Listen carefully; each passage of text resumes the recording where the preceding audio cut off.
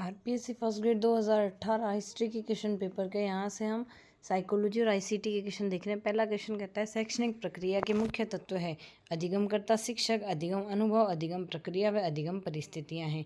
शिक्षा मनोविज्ञान वैज्ञानिक विधि से प्राप्त किए जाने वाले मानव प्रतिक्रियाओं के उन सिद्धांतों के प्रयोग को प्रस्तुत करता है जो शिक्षण व अधिगम को प्रभावित करता है। यह कथन है एलिस क्रो का। उस विधि का नाम बताइए जो भविष्यवाणियों के अतिरिक्त कथन कारण सिद्धांत पर आधारित है। प्रयोगात्मक विधि। मनोविज्ञान का कौन सा संप्रदाय व्यवहार के विश्लेषण में अवचेतन विचारों, भावनाओं व स्मृति पर आधारित है? मनोगतिक आधारित है। अधिगम के संज्ञानात्मक क्षेत्र के सिद्धांत का प्रतिपादन कर्ट लेविन ने किया है। किशोरावस्था वह काल है जिसमें बालक और बालिका मानसिक, भावनात्मक, सामाजिक, शारीरिक रूप से बाल्यावस्था से वयस्कता की ओर बढ़ते हैं। यह कथन किसने कहा है? जर्सील्ड ने कहा है। निम्न में से किसने किशोरावस्था से संबंधित अध्ययन किए हैं? स्टैनले हॉल ने किए हैं। विकास के संबंध में कौन सा कथन गलत है?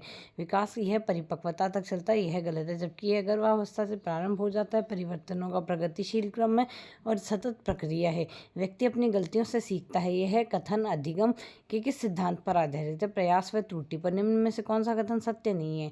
विकास मात्रात्मक प्रक्रिया, यह सत्य नहीं है। जबकि सत्य है बुद्धि एक जैविक प्रक्रिया है, शिक्षण एक लक्षण उन्मुख प्रक्रिया और अधिगम जीवन भर चलने वाली प्रक्रिया है। हमारे पास स्थूल से प्रारंभ होकर सूक्ष्म में समाप्त होना पाठ स्थूल से प्रारंभ होकर सूक्ष्म में समाप्त होने चाहिए। यह कथन है स्पेंसर का।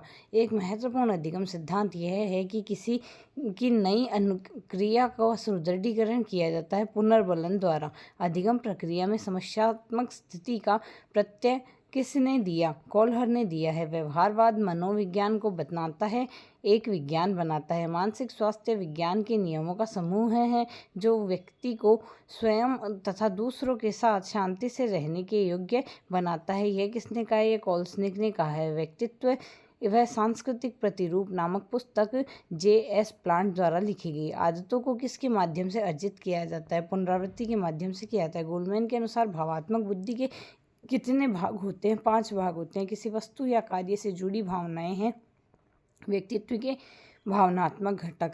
संचार पारस्परिकता के मूड में विचारों और भावनाओं को साझा किया जाता है। यह किसने कहा है? एडगर डेल ने कहा है। शिक्षण के एडवांस ऑर्गेनाइजर मॉडल का विकास किया है डेविड पी आशुबेल ने किया है। नेक्स्ट है किसी तत्व में कौन सा संप्रेषण प्रक्रिया के प्रमुख 4 तत्वों में सम्मिलित नहीं है? भाषा नहीं है। निम्न में से कौन सा इंटरनेट नेटवर्क का घटक नहीं है? स्पीकर नहीं है, जबकि प्रोटोकॉल, डेटा व मोडेम है। शैक्षणिक तकनीक के मृदु उपागम के जनक BF स्किनर है।